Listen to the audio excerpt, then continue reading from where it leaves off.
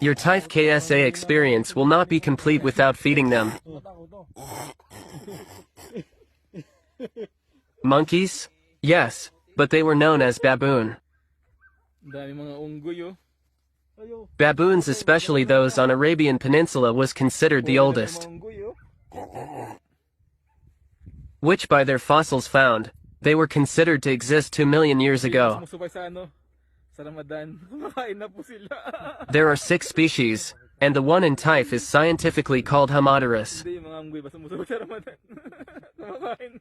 In Saudi Arabia they were called Al-Sudan,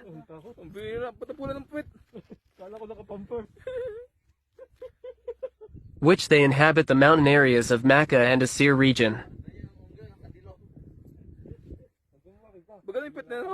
So if you want to see and experience feeding them, visit Taif and Abha.